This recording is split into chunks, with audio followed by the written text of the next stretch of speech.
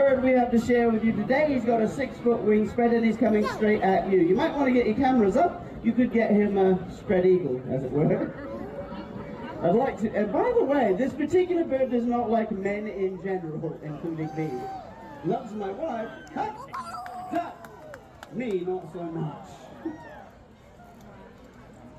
All right, now this type of bird was once revered by the ancient Mayans. They believed it to be the messenger between their kings and their gods. They called them king's birds. Today we call them the king vulture. Those of you that are on the diagonal right here, my lady with the camera, you might want to sit down. There you go. You can turn and face him. Everybody actually should turn and face him. He's about to come straight at you as well. Get ready to duck. Baby. Here we go. Don't do that. Don't do ready? Hup. Duck accidental hatch at a zoo in Arizona, where he was primarily raised by the lady zookeepers. But whenever he needed to be treated for medical reasons or to be groomed in some fashion, the guys would come around and help restrain him because he's such a big bird. Consequently, 33 years later, he still has that stuck in his head. He thinks if the guys get close to him, he's going to get grabbed and held. So he's always on guard around us, which makes it particularly dangerous for Lady Shannon. Because if I get too close to her while she's handling him, he does something called displaced aggression, where if he can't get to me, he takes it out on her. And when that happens, lords and ladies, I never hear the end of it.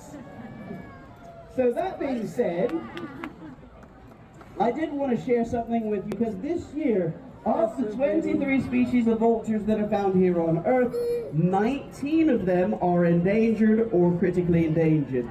And it's due in large part to something you would never connect the demise of vultures to be associated with, which is ivory poaching. So what's been going on in India and Africa, where a lot of the giant vultures exist, is that the vultures know who the poachers are because they follow them around waiting for them to kill something for its ivory. The problem for the poachers is that now they've got a big cloud of birds following them around, which gives away their position to the wildlife officials. So what the poachers have started doing is shooting all the vultures they see, then poisoning the carcasses to kill off the rest of them. It has caused a worldwide decline in the numbers of vultures, which are vital to our own survival because they are our... Now, if you have the ability to help support organizations that breed them, to try and help return them to the wild, we encourage you to do that. Organizations like forvultures.com, or .org, sorry. We encourage you to do that. Lords and ladies, have you enjoyed your Birds of Prey here today? Please do remember to reduce, reuse, recycle whatever you can. It benefits them and ultimately it benefits each and every one of us here today. If you would like to drop something in our baskets, please know all proceeds benefit these animals directly. And I do want to leave you with one parting thought. Do you know why the vulture crossed the road? It was because the chicken didn't make it. Thanks for joining us. Have a magical day here in our kingdom, lords and ladies. Thank you all for joining us.